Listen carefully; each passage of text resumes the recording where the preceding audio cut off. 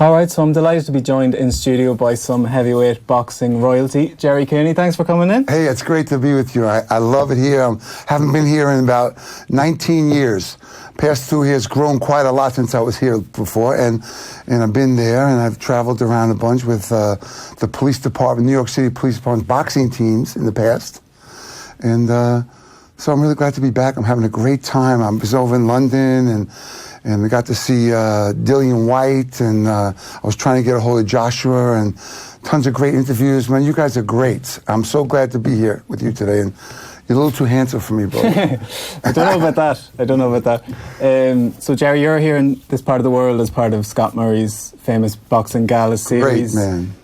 Have you had a good time over the weekend? Yeah. I mean, yeah. It's been perfect. We've got to a lot of gyms, went to his great pub and restaurant, and we had a great dinner there and met all the old-time fighters came. And, the great thing about, boxing is that you always have this camaraderie with those guys.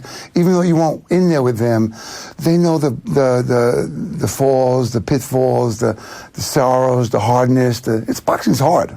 It's a difficult sport, and you go through a lot of changes, and it's a hard game, and you're on the road all the time. And so you kind of have that smile about these guys because they've been through it, and I loved it. I'm having such a great time, and this is not too bad. We've lots to get into. Great story you have, but we'd start with the name Gerry Cooney. It doesn't come much more Irish than that. There you go. Can you tell us a little bit about those Irish links? Where does the heritage go back? Well, my family's from Mayo, Kiltimagh, and my father also came from Canadian descent, and the Carrolls, and it goes back a long way. And I always, I was a Grand Marshal in the New York City St. Paddy's Day Parade was great. I've got to many of them, not being a Grand Marshal, but one of them I did. And listen, I feel home. I feel like I'm home here. I feel comfortable. I'm enjoying myself completely, meeting a lot of great people, and that's what it's about for me. And have you had a chance to visit here often over the years? No, I've been here a couple of times. I've been in Ireland a few times, but, not a lot. And I got a young family. I have my children now. My daughter's 18, my son is 21, I have a son that's 30. So now I'm going to be able to start traveling. I was just telling my wife, we got to get here. This is beautiful here. I'm having such a great time. There was a famous picture in 1989 of you and Charles Haughey, who would have been the Prime Minister of Ireland at the time. So that would have been at the height of your fame. Career. Your profile would have been high. So would you have been recognised much when you came over here? I'm going to tell you a funny story. It was 12 o'clock midnight. We just got off the plane and we're driving to come to where we were staying. And there was a roadblock. I guess the police were pulling people over to see if they were drinking. And I didn't even, we didn't even get the car and stopped. And the officer said, "Gerry Cooney, how are you? Nice to see you. Keep going." I mean, that was how great it was. I met Floyd Patterson here when his wife was an Irish from Ireland. I met the Prime Minister. I mean, listen, I really have been blessed through my years to all the great people I met, and the fun times I had, and experiences that I got to share with other people. And American boxing throughout the century really has been synonymous with that Irish community, going back to John L. Sullivan, Corbett, and you obviously wore the shamrock on your shorts and you played into the Irish bit a lot. Was that something that was important to you, representing the fighting Irish, as it were? Yeah, well, I'm an Irishman. That's where I came from Irish descent, and I was proud about it, and I enjoyed it, and the fans loved it, and I was proud. I'm proud to be Irish. I'm proud.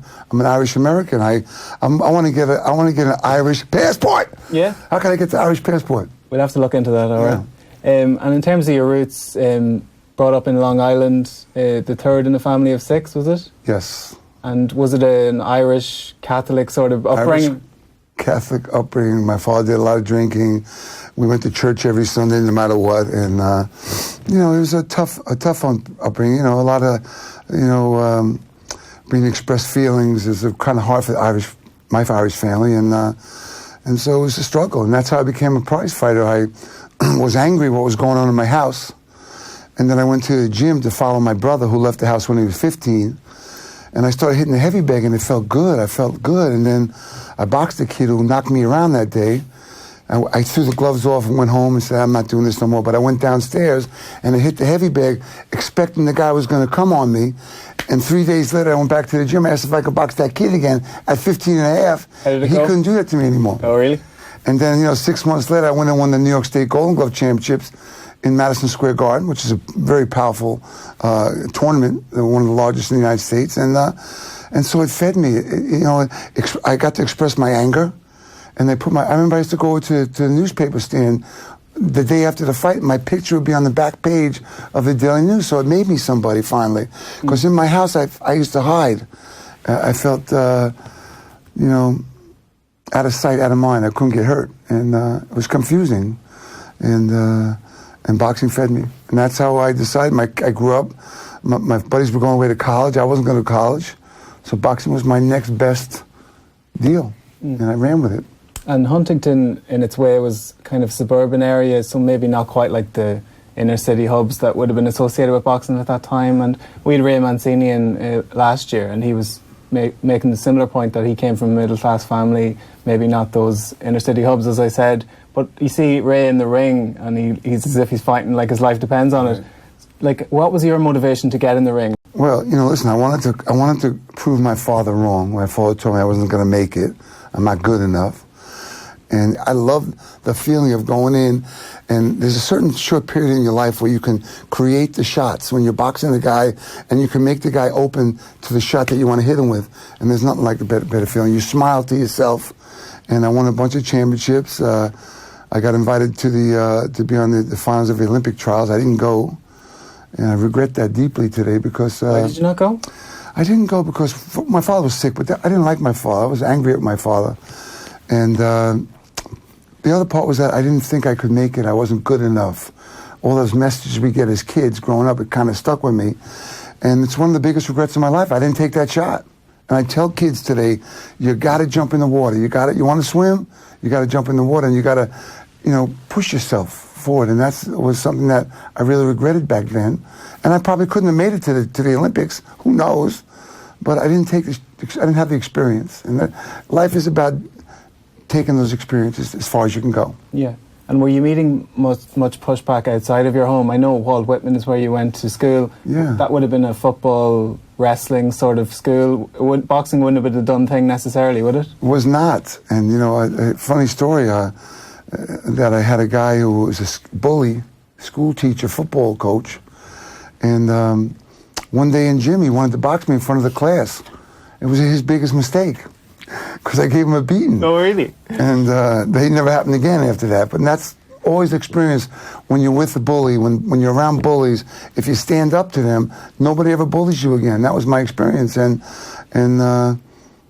just doing the right thing. That's my thing, is to help the smaller person, make his life a little easier, and keep moving forward. And you mentioned your father a couple of times. He was a merchant marine during the wartime. Obviously an iron maker, so he would have been responsible for a lot of the construction around New York, so kind of an old school guy, but a complicated character, and it's something you've detailed in your book. Can you just tell us a little bit about what kind of character your father was? Listen, I know he loved us in his own strange way, and when he grew up in a rough household, he didn't understand it, but then how do you grow up and do the same thing to your kids? And it was explained to me later on in life. This old man told me one day that no matter what he did to, he gave me the ability to become number one in the world. And so the anger kind of went away, and he did the best he could. And he was controlled us. We didn't get to go. I remember we didn't get to go out and play with kids and that kind of thing. He wanted us around the house all the time. I guess I don't know what that was all about. But listen, I made peace with my father. He made me a good man. I'm a great man today. I enjoy my life. I love it. I'm helping people out all the time, So listen, we have good days and bad days, and you learn to turn the page on it to move on with your life, or else we stay stuck. Yeah. And so I've been able to do that. It's been great. And he boxed in the military, so he had that hard-nosed ethic, and he was probably trying to relay that to you and your siblings, but he built a ring in the back garden, is that right? So my father never boxed. He always wanted to, okay, but he never got the opportunity. So when my older brother Tom, who was a great fighter in his own right, started boxing, then my father really picked up on it. And so I'm living at home with my father and my mother, and he built a ring in the backyard because now he wants to box me. He wants to box now. And it made me very angry. And my mother would keep time from the kitchen window, and he'd fight me. And I could never hit him. I couldn't hit him. I don't know, out of fear, or I didn't want to hurt him. But when I hit him, he'd bruise. And so then later on in life, I thought to myself, I wish I would have given him a couple of whacks. And then I met somebody who did give their father a couple of whacks, and they felt terrible about it. So I'm glad it turned out the way it did. Yeah, and he was tough in boxing terms, but he was tough around the clock as well, it seemed. Was he physical with you and your mother and your siblings as well? He was, and that's a tough story to tell. It was painful, it was frightening. If it rained out, that meant my father wouldn't have worked. He'd come home, and then we'd have to come home from school, he'd be there. And that was tough. I mean, I knew he loved us, but he had a hard way of, he was a hard man. And he worked hard. 6 kids. He worked the steel construction in Manhattan and wherever he could work. And it was hard. Money was tough back in those days. And I'm sure he was frustrated and angry at some of the mistakes he made in his lives. And I think that kind of bled over into our lives. And he wanted to make us better. And he didn't know how to go about expressing that to us. And unfortunately, what wound up happening is most of us left the house. And then he got sick, and then it was a sad story. And you mentioned in your book that you used to hide in the basement. Was that out of fear, or was that out of sight, out of mind, as you said, sort of? Well, that's both. I mean, if he couldn't see me, he couldn't hurt me. And I don't know. It's a very confusing, complex, what happens to people like that, and the control, or he kept us separated, kind of like we all had our own hiding places. Yeah. So we couldn't gang up on him. But listen, I forgave him. I loved him for all he gave me. I worked in steel construction with him. To ride the motorcycle with him. So we've done a lot of good things. And I wish we could have given him a little left hook, a little Cooney hook, though. I never gave him. So you think there was love in that relationship? Yeah. Yeah, I mean, listen, my mother and my father, they loved us. And it was hard times back in the 60s and 70s. It was just hard. He had to work hard every day to make money, to pay the bills, and to keep us fed and clothed. And it was just a tough time that my children don't see today. I got 3 great children, and 99% of the world is putting them down. I got to pick them up. I got to keep them picked up. And that's, from those experiences I went through, I know what I don't want to do. Yeah. And for better or for worse, he was one of the main reasons you got involved in boxing. That's right. When he passed away, did that affect your relationship with the sport at all? Well, I broke away from the sport because I had a great school teacher, Miss Gorman, her name was, and she told me, Jerry, for at least a year, you're going to have to stay close to your family. Your mother's going to need you. And I kind of broke away and stayed close to the family. And then that was around the time when all the guys were going away to college. And I started thinking, well, hey, maybe I'll be a professional fighter. And I wanted to go. I mean, I had nobody to help me find a manager, find how to go about it. But slowly but surely, I met this guy, and I learned from him, and I met this other guy, and before you know it, I met the guy who managed Howard Davis. He was the guy who won the gold medal in '76. Yeah. He signed a $2.5 million contract with CBS. I figured, this is great. I can travel the country with him and be showcased on the show, and that's exactly what I did. And you were a really good amateur as well, 55 wins from 58, and Golden Gloves Championship. There must have been great times, international tournaments as well. You must have enjoyed your time as an amateur. Listen, I think about St. Paddy's Day. They had signs, loonies for Cooney. It was the greatest. And yeah, I had all knockouts on my international bouts. They told me to stay in shape when I came back from Europe, and that the Russians were coming. I got the 3rd-ranked Russian. I didn't. I was drinking with my buddies. And 6 days before the fight, they told me, hey, you better get in shape. The fight's on. So I ran for 6 days. I got in the ring that night. The bell rang. I hit him on the chin, knocked him out. Thank God. Or he'd have killed me, that guy, because I wasn't in greatest shape at that time. You know what I mean? Yeah. And that's how I got the berth to go to the Olympic finals. And so I regret that moment. But listen, I had a great career, a lot of great wins, met everybody. I once went to a party in Las Vegas. Everybody I ever wanted to meet in my whole life was there. Really? From Kareem Abdul-Jabbar, just everybody. It was the greatest feeling in the world. Wow. And obviously a lot of people were after your signature when you turned pro, and you ended up going with Mike Jones and Dennis Rappaport, who were kind of building a bit of a reputation. They call themselves the Gold Dust Twins, and a lot of people they call them the Wackos. Wacko Brothers. What was their sales pitch to you at the time? Do you remember what it was? Well, I think what wasn't really mattered what the sale pitch was to me was I knew that they had Howard Davis, so they were committed to the game. And that commitment is what I really wanted. So I wasn't making millions of dollars. I was making a couple $100 a week to train, to have an apartment. And the main thing I wanted to do is I wanted to be in a camp with a guy like Howard Davis, who was going to be showcased, and I would be able to be on that card. And did you learn much from Howard Davis? Would you have interacted much with him? Well, he was a great guy. I mean, he was a different fighter than me. My fighting style was I wanted to get to your body. I had to get inside. Like I see the guys today fighting, like Tyson Fury, who I love the guy. He's a great guy, good fighter. But if I'm fighting Tyson Fury, it's not like maybe I'm going to get to his body, or I think in this round I'm going to try and get there. My job is to get to his body so I can get him to drop his hands so I can hit him on the chin. Yeah. They don't do that today. They stay outside and box them.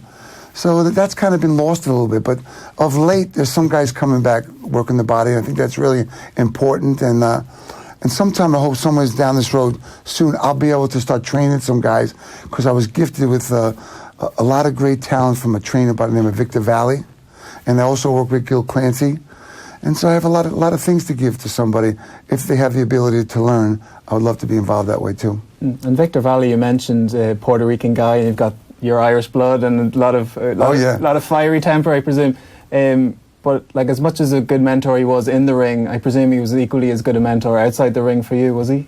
He was a great mentor outside the ring. The only thing is he loved to sing to me. And I liked it once in a while, but no, he was a great guy. He was a father figure to me. Yeah. But he did have a hot blood. And I don't know if you know, back in the day, Bob Hope asked me to come on the Bob Hope special, and I was going to fight him on the show, and he wanted one of his buddies to be my trainer. Oh, right. And my trainer got mad, and so that was when I first started to see that anger side of him come out. And all I wanted to do was have fun, and Bob Hope and I had a great time. And he did some boxing in the amateurs, and he was the Kansas City Chicken that night when we fought. And so he comes out with his hands up, and I go like this, and he goes, so he knew how to fight. And we had a good laugh with each other, and we all really got along from then, Yeah. It's good to be in that experience. And you and Victor, he's spoken before about how you had this relationship outside the ring, as we've touched on, and that kind of set you two apart, that you had a link that maybe other boxer and trainers didn't have? I think so. I think we had a close bond. We lived together almost. We were like, he was giving me everything he knew. He was trying to develop me. He loved me. I mean, how can you really finally feel loved in your life? I mean, he was like my man, and I was able to pick up a lot of things. As a matter of fact, most things I picked up after I finished fighting, life slowed down. I'm able to pick up more things now that I see in boxing that I learned from him. And by the way, I want to tell you something. You did some great job. Oh, well, very interesting story. Very interesting thank story. you. It's very nice of you to say. And your pro debut, February 77, against Billy Jackson, early knockout, which would become the norm for you. What were your memories of that? Was it a big difference from the amateurs, the smaller gloves, and being able to get in there? And well, I mean, it was scary. I mean, listen, I'm finally making a living at this. They're going to pay me. I think I made $400 that night, so it wasn't a big payday, but I was in great shape, and it was at Sunnyside Gardens, which is a big arena that they put on all the great fights from back in the day. And as a matter of fact, that was the last night that Sunnyside Gardens put on a fight. Okay. And I was fighting Big Bill Jackson, and, I always fought the same way. When the bell rang, I was going to let you taste my power, let you know I was there. And I caught him with a shot and knocked him out of there pretty quickly. So what age were you when you realised you had this freaky power? That I got to tell you something. Can I tell you the truth? Maybe the biggest puncher ever? About 3 years ago. Oh, really? 2 years ago. I mean, did you ever hit the machine? No. I never did. But, I never really, everyone always tells me I broke a lot of ribs in my life. I broke all the people's ribs. I never, when you're him, like I think what I found out is that professional athletes are just stronger than the normal person. Yeah. They have this ability to stand up, to pick themselves out of themselves and be stronger. And I've finally just kind of had to accept the fact that I did break about 1 million ribs, and so I got to be pretty strong. Yeah. And I think it's not just the power, but it's the timing, and it's the setting the punch up and finding the opening, which is really, I talked about this yesterday, is that there's a period in your life where you feel world class. And that's where you can create the opening. I'll watch the guy. The next time I get in that place, I land the shot. And I watch his expression, and you see him start to break down. That's the greatest feeling in the world. And you have to really take care of yourself to keep that for a long period of time. And while you're in that zone, there's no place I'd rather be. And without jumping ahead too far, you're in that world-class window, and when you get later in your career, can you still see those openings, but you're just not able to pull the trigger? I think you... obviously, it slows down a little bit, but listen, I was this guy. I was a body puncher. I was going to find the body. The body's the biggest part of on the structure. So I was going to, if I caught the elbow, I caught the bicep, I was going to hurt you. And then you watch from there. Where's the opening then? You start to see them dropping their hands. We're going to box later on, right? I'm going to show you. Absolutely. And so you find the openings. And it goes away. And that's, you don't really realize it while you're in the game. But afterwards, looking back, because we as fighters, I remember every second of every fight. Okay. And you can remember looking back what that was about and when it started to change and it was more difficult. And, you know, the thing about boxing for me was that in the amateurs, you fight the next best guy. Then you fight the next best guy. In boxing, they make you wait for years sometimes. I mean, it took me 2.5 years to get the fight with Michael Spinks. They called me the night that he beat Holmes. They said, do you want to fight him? I said, do I want to fight him? I'm going away to camp tomorrow. I went to camp. The fight didn't take place for 2.5 years. And during that time, I started to drink and party, not pay attention and not focus. And the fight showed, because they play games with you. They want to, you know, it was a frustrating period of time that I'm hoping it's going to change now. And the only problem in boxing today is you have the Zone, you got Bob Arum, ESPN, you got Showtime, you got Joe DeGuardia, Lou DiBella. There's so many organizations that have fighters signed to them that the Fury Wilder, Fury Joshua, it's hard to get them together. Yeah. And that's the sad part about the game today. But I believe it's going to happen. I love this. I love boxing. I'm on Sirius XM 156 every Monday, every Friday, 6 to 8 p.m. Eastern Time. Tune in if you get a chance. You can go on the computer. Absolutely, yeah. And I love the game. There's so many great fighters in all the divisions. And as a matter of fact, because Eddie Hearn is coming across the pond to us now, we're seeing better fights. Yeah. And Eddie Hearn could use someone like you, I think, because you were popular in your hometown, but then it was wins over Ron Lyle, and that was kind of the one that kind of put you on the map, got the ball rolling. Kenny Norton was a big one. Jimmy Young as well. Jimmy was a big fight for me. Would have mixed it with Muhammad Ali and gave him a lot of trouble. So, having been known locally, you became a sort of a nationwide sensation almost. What was that feeling like, that build-in profile? I want to tell you, I always identify with the sanitation workers, with the construction workers, with the painters, because that's who I was. And they all identify with me. And I had the same camaraderie with those guys. I spent the time with them. I loved to hang out with them. And that was my life. So I started to attract that group of people, which was everybody. And we had a great time. We sat and talked, laughed, joked. And that was my experience. So, you know, without me knowing that was what was my following. And I was a people person. I identified with all the struggles those people had. I was in those struggles. And I wanted to ease the pain in those people that I never found someone to ease my pain. I had to work through it myself. But through that process of learning that, I'm able to sit down and tell those people, maybe you could try this. Maybe you can go over here. And that's always been my whole life. I've been doing that since I'm a young kid, 15, 16 years old. I remember the first time I had a fight, I was in the 7th grade, and there was this big guy, bigger than me, he was a bully, and he was starting with me, and I knocked his 2 front teeth out. You know, I thought, my father's going to kill me when I get home tonight.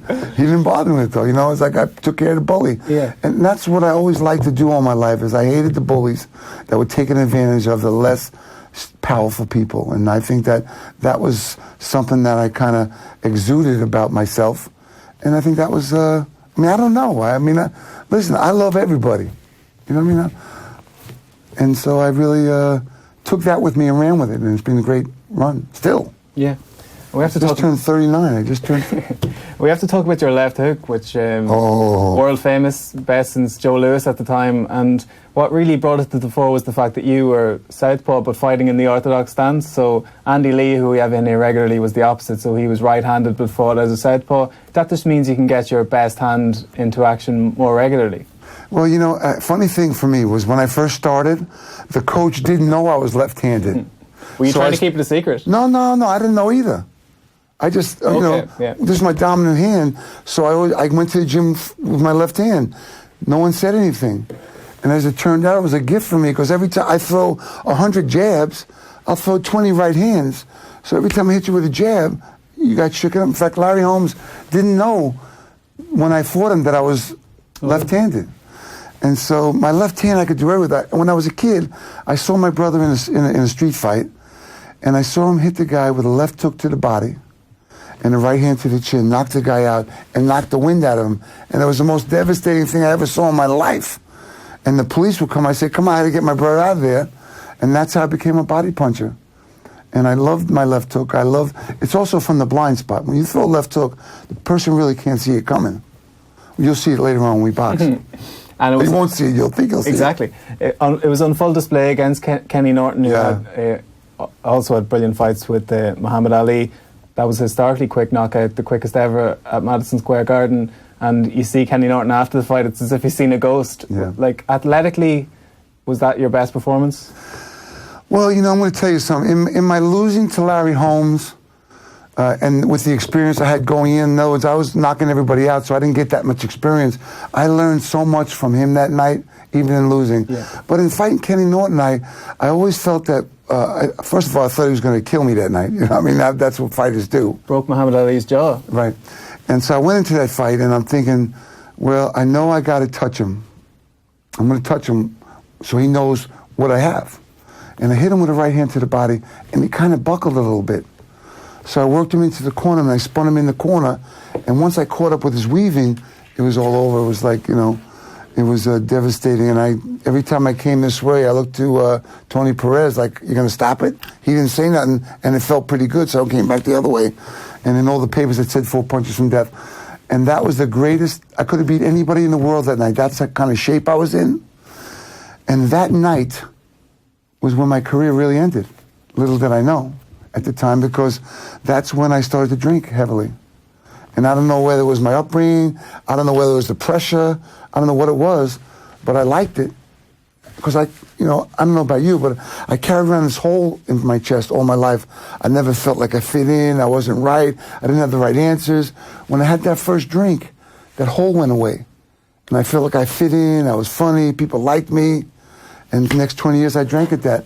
And little did I know, it ruined my career. And I wished I had someone that could have grabbed me by the arm at that time and said, hey, Cooney, come on, listen, now this is really important. Let's get a hold of yourself, let's get in shape. You know, give me 3 more years. And so hopefully going on, I'll be able to see one of those kids and tell them, listen, let's pay attention now, this is your life. And there's a great moment you're in here. You've made it this far, let's take it all the way. And so, you know, who knows what happened. I think God also played a role in it, because I think had I beat Holmes that night, my life was so fast as it was, I probably wouldn't even be here with you today. I mean, that's how scary it was. I mean, it was a fast-paced life. It was a great life, but you know, I need to slow down and get off that fast track. And I think losing to Holmes that night helped me to do that. And like back then, boxing was still the #1 sport. It's kind of making a bit of a resurgence, but it was still it is still #1. And people were making the prediction that you'd be the first $1 billion athlete. Was that a lot of pressure as well? Listen, I had 5 or 6 guys I went to high school with, and when I was training, they would come out to training camp with me. So we were living the dream. I was telling a guy yesterday, I was eating turtle soup. I was having lobsters. You know what I mean? I mean, seafood bisque. I mean, and my buddies too. We never had to experience anything like that. So I never paid attention to any of that stuff. I was living the dream. I was training in the camp someplace with my friends and doing what I have to do as best I could. And so, no, I never got caught up in that racism. Another big story with that is to tell you is that, so I'm building this thing where race is coming up, white and black and all that stuff, and I got letters from the Ku Klux Klan. Holmes had his mailbox blown up, and so I'm thinking it's him. And I'm really angry. I'm angry at this guy. And so during all I want to do is hit him with one solid left hook. That's how mad I was. I never felt that way. I always had the butterflies leading up to fights. This one I had no butterflies. I just wanted to hit him with a hook. So I was angry. I was so angry. I get up in the ring, and the Mills Lane, the great referee, gave us instructions, and Holmes looks at me and says, "Hey, Gerry, let's have a good fight." What'd you say that for? I was so mad at you. I wanted to give you a beating. Yeah. And so that kind of took it away, and that's what boxing's about. It ain't about racism and prejudice and all that stuff. It's two men trying to get the prize, get the ring. Yeah, and just before the Holmes fight, like there's a lot of politics in boxing now, but it was kind of coming to the fore a little bit then, where Mike Weaver was the WBA champion. Was there ever any possibility that that was the fight you were going to pursue? Well, and Larry Holmes talks about it today. Had I fought Mike Weaver first and got that experience, I probably could have beat him. Okay. But I'm going to tell you right now, Larry Holmes was one of the best fighters in history. And he was so smart, so patient. He waited and he was cute. But I would have liked to fight Weaver, because Weaver didn't take that well of a shot. And I could have maybe got that belt and then had taken that experience into the ring with me. See, really what I needed 3 or 4 more fights before the Holmes fight. To gain that experience. And Don King owned all those guys and didn't want me to gain that experience because I wasn't signed to him. I was only signed to myself. But that being said, my managers also didn't care about me fighting other guys because they wanted to make that big payday, unbeknownst to me. So they were trying to protect the payday. There was talk of Joe Bugner fight, but that just never... I trained with him. We had a great time with Joe Bugner. He was a good guy. Says you're the biggest puncher he was ever in with. He was a good guy. He was a good guy. Tough guy, too. Very awkward. And great experience with him, too. I mean, you bring happy moments to me. And I want to tell you something. You give a great interview. You're doing a great job, bro. Thanks very much. Just on Larry Holmes, I find him interesting because he's greatly respected now. But at the time, it was post-Ali, and he wasn't maybe as charismatic as Muhammad Ali. What was your perception of him before you fought? Because there was a little bit of bad blood, as you said, kind of, which was bubbled up because of the racial tensions that were being exaggerated, not by you or him, but more by the people around you. Man, I want to just say this about Larry Holmes. Like, him and I are great friends today. And he grew up in the era of Muhammad Ali. He was a sparring partner. He watched Muhammad, the attention, the press, the people loved him. So he felt like when he got the title, that was going to be laid on him. But Muhammad Ali was special. He was just this guy that was a gifted guy. I mean, I remember watching him walk down in an airport. He looked like he had a glow to him. And so then, they started to pick Holmes apart. He wasn't good enough. He wasn't this, he wasn't that.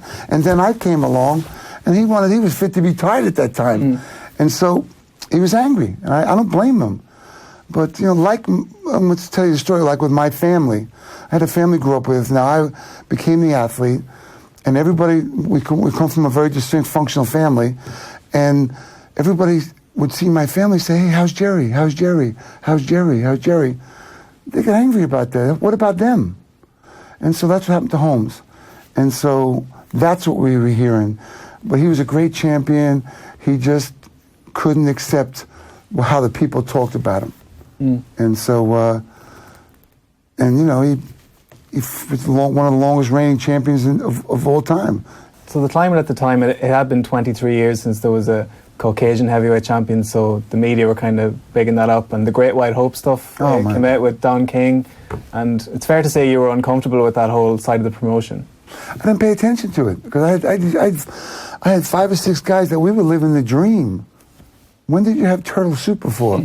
Lobster bisque. I mean, that was what, when we were training, running in the hills, working out, swimming. It was a life. Everybody loved us. I mean, how could you beat that? I didn't have no time about the other stuff.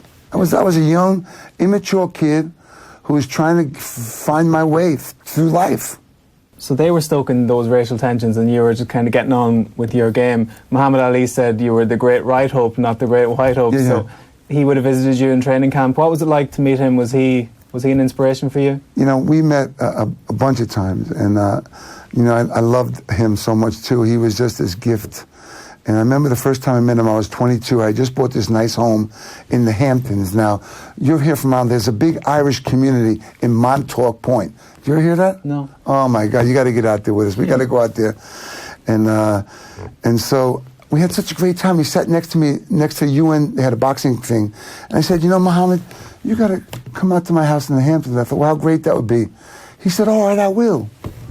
So he put me in touch with a guy, but they were going to bring 30 people out. And I'm 22. I can't even take care of myself. I'm going to take care of 22 people. I wound up canceling it. Oh, no. What a sad story, right? Oh, no. But we've had a lot of fun. He used to call my mother, tell her I'm going to be okay. And he did take a trip to my training camp in Palm Springs, California, and did say I wasn't the white hope, I was the right hope. And Larry Holmes was very mad about that, too. You know what I mean? Yeah. And in terms of your profile, just for people who mightn't be aware, so you were in the lead up to that Holmes fight, and he was the champion, but you were on the front of Sports Illustrated and Time magazine, and there was rumours that there was a phone in your dressing room for Ronald Reagan to call after the fight. Like, that must have been, on some level, you must have been feeling the pressure that there was this big momentum building around you. You know what? I didn't feel any pressure about that stuff. My only pressure I felt was I had to fight the man. Yeah. I was going in with the man. Ronald Reagan, I love Ronald Reagan. It was a nice compliment that he had a phone in my room, which also angered Larry. Yeah. Because there was no phone in his room. And, and listen, here's boxing, right? So I signed to fight Larry Holmes, right? We're playing chess with each other. He's trying to irritate me. I'm trying to irritate him. So the night of the fight, I get the upper edge. So all those things that were going on was that little game we play, fighters play. It's like a game of chess before the bell rings.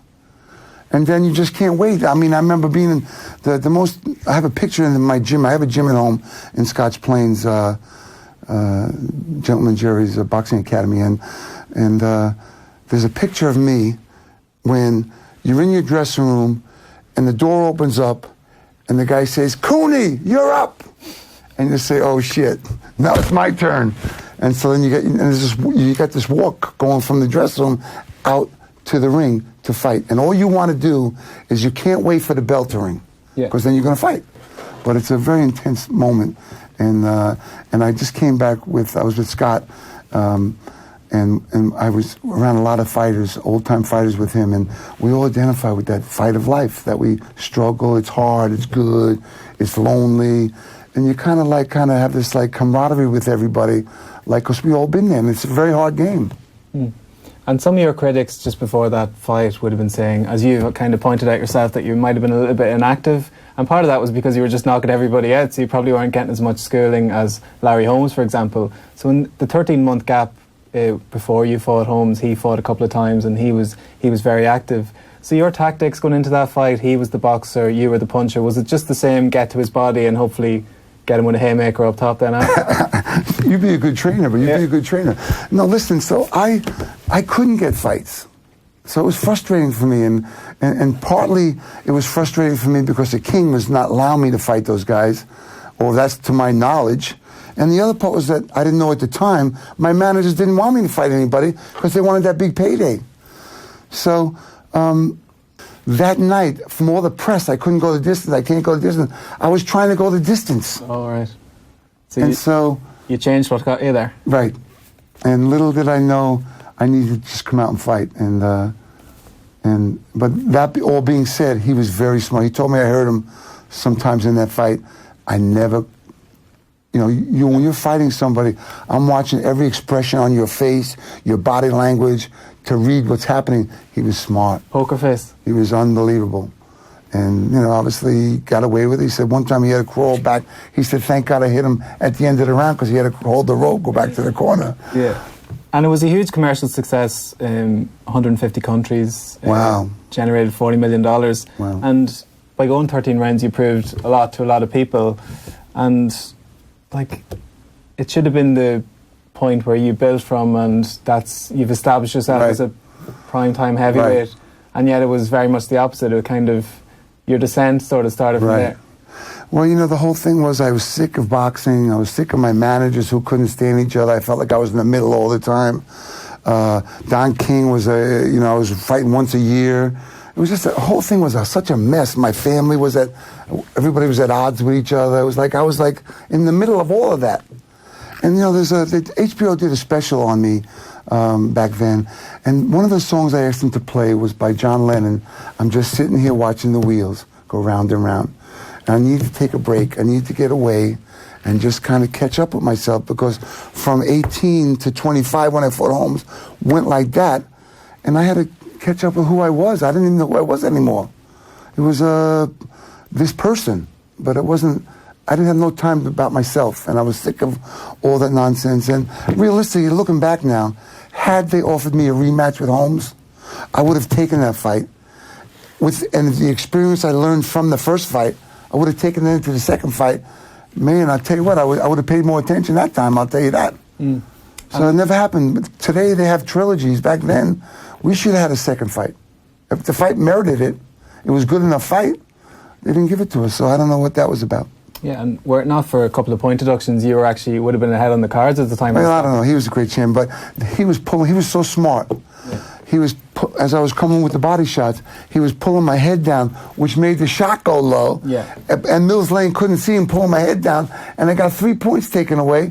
Man, that was devastating to me, this inexperienced guy, because I felt like now I can't win. Yeah. Because anytime you see someone getting points taken away, they never win the fight. So it was like 3 points I had taken away from me. And he was pulling my head down. He was good. He was smart. And you've mentioned... What do you got to remind me about that for? You mentioned Don King a couple of times. So did he ever try to sign you? Did you turn him down? Or what was it? Was it just that you weren't with him? That was the only reason? We wouldn't sign with him because he was... he controlled you. He told you what you got to do, when you got to do it, this and that. He made you wait. I mean, there's so many great fighters he had that they waited for years in the background. And so we were against signing with him, and that hurt me.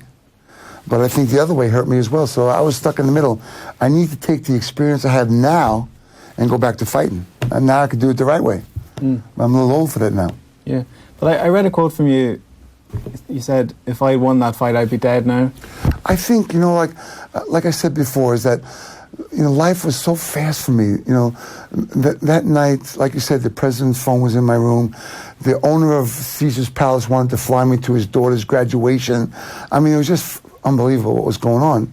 And from my upbringing, I didn't have that much of a structure to understand all that. And I think I could have ran with that, and it could have been devastating to me. I mean, it was devastating as it was, but I pulled myself up.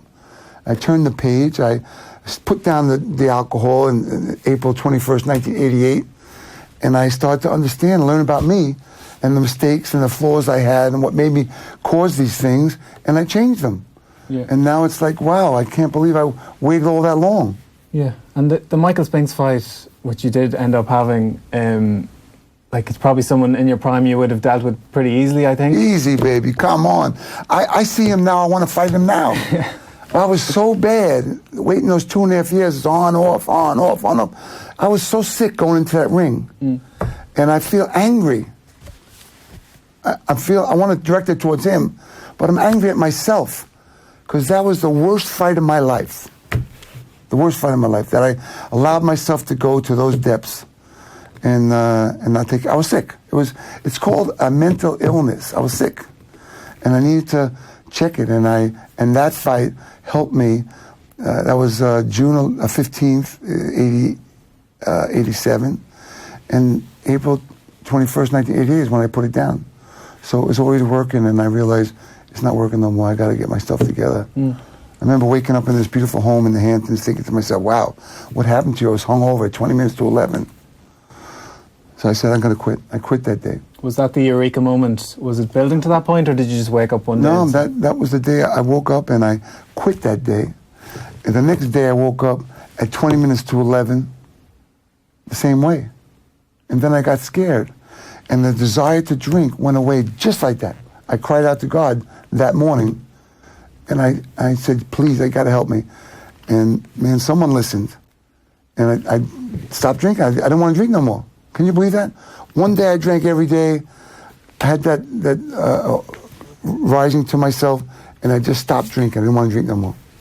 And was that what helped with AA, or did you go to rehab, or was it something you were able to overcome yourself? The desire to drink went away. I called somebody. I went to a rehab to talk to these people. Yeah. And they said, you don't have to stay here. Take it on, treat it on yourself outside. And if you can't make it, we'll always take care of you. And I was glad to hear that. I didn't want to go to no rehab. And I put it down. And I was blessed to be able to stay on that road. And with the new clean living, you were able to build yourself back up? I couldn't do it myself. We need help. Yeah. We need other people who have the same struggle, the same fight. and they kind of ease you through it, make you understand what's going on and the troubles you're going to go through. And once the alcohol gets out of your system, the rawness is in there, and you have to deal with it. You got to cope with it. You got to learn how to feel again. You know, my life was either I was happy or I was angry. There was nothing in the middle. And life is all about the middle. And so I had to go process that and figure that out and write those feelings down and think about them and talk about them, and then it all comes out. And it built to that George Foreman fight. In some ways, was that sort of closure for you because you were clean living again, and just by getting back in the ring and overcoming all those hurdles, that was sort of, you could close the book on boxing and move on with your life? You know, it's really funny, but I had got into promoting. A buddy of mine sold me half of Roberto Duran's contract for $25,000. Roberto Duran guaranteed I was $15,000 going to get back. Duran wins that fight. He gets a shot at Davey Moore, wins the welterweight championship of the world. For $25,000, I got half of Duran's contract, and we set up the Duran-Leonard 3. So in that period, I was promoting some fights, and Foreman made a comeback, and he's fighting, and we were putting on some of his fights. And so he came to him one time and said, you know, Gerry, why don't we fight? And I thought to myself, well, I'm retired. I said, but you know, I never did this sober. I never did it clean. The money wasn't bad. So I went away to camp. I got in great shape, conditioned myself. I think I was just too, I wasn't long enough without a drink. I needed more time to understand myself more. Got in great shape, felt I was going to win, and the bell rang. I got hit with a shot. I heard him. I mean, he told David Letterman I was the hardest guy to ever hit him. And but he was fighting twice a week or something like that at that time. Yeah. And I went out and I got caught with a shot, and I lost that night. But for the first time in my life, I was able to turn the page and close the door on being a fighter, an athlete. Yeah. And then my life took off. I stayed alone for a while. I went sailing, I played tennis, I did, condition, I rode bikes, I did all these things in the process of being clean, and then I learned who I was, and then that was attracted to me. I met my beautiful wife, and we have two great kids together. I have a third child, and it's been the greatest experience. I mean, I tell people all the time, stay with it, don't give up on yourself. Keep walking the straight path, and you will get there. And we have options. We don't know we have options. We have a lot of options, and you got to keep those open. And you said after the Foreman fight, I realized then I didn't like fighting. Well, I mean, let me tell you something. Let me explain this to you, right? You're my man, right? So who in the hell likes getting punched in the head? 3 months or 4 months before the actual fight, you sign a contract, I'm going to fight you, bro. You're going to get it. And all you're thinking about is for 3 or 4 months, I got to get in the ring and fight this guy. Yeah. And, man, it did a lot. Listen, boxing was great for me. I loved what it did for me. I made a lot of money. I met the greatest people in the world. Everything in my life I have today is through boxing. So I'm still in the fight game. I'm on Sirius XM radio. I still love the game. I still train guys. And so, man, I mean, nobody really likes to. Who wants to get in the ring and fight? I mean, I guess there are guys that like that. I couldn't wait for the belt to ring because then I had to fight. Yeah. So, boxing's been great to me. Boxing's a great sport. I'll always love it.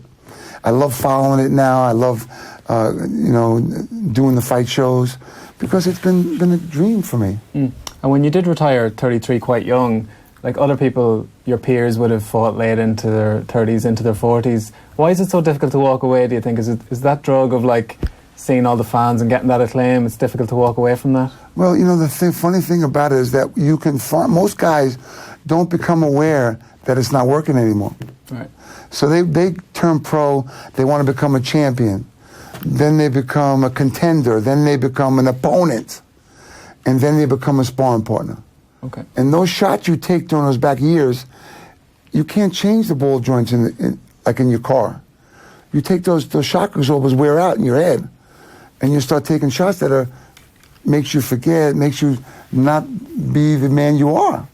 So these guys got to get out sooner. They have to understand that you can't last that long. You just can't. Your body can't hold up that much, and that's been a great process. And fighters have a hard time because one of the main reasons is, aside from the money, is the roar of the crowd. Like, I love walking out of my dressing room and having those fans cheer me. There was nothing better in the world than that. And all athletes have that. Yeah. And at some point in your life, it's going to go away. And we have to learn to accept that. And that's tough. It's a tough act. And because you escaped that punishment at the back end of your career, you were actually able to do some really good work after your boxing career, like the Fist Fighters Initiative, which was great for, as we've said there, helping boxers who've just retired. To find a union for boxers is so difficult, I always thought, because the guys that need it don't have any money. How are they going to pay their dues? And so I helped fighters find their tracks back, that mental, chemical problems, spousal problems, children's problems, help them kind of sort them out for a period of time so that they could become job ready. Because it's hard after the fight game, and you're used to, all this camaraderie, success. Now you're on your own trying to support a family, and you're catching a lot of flack from everybody.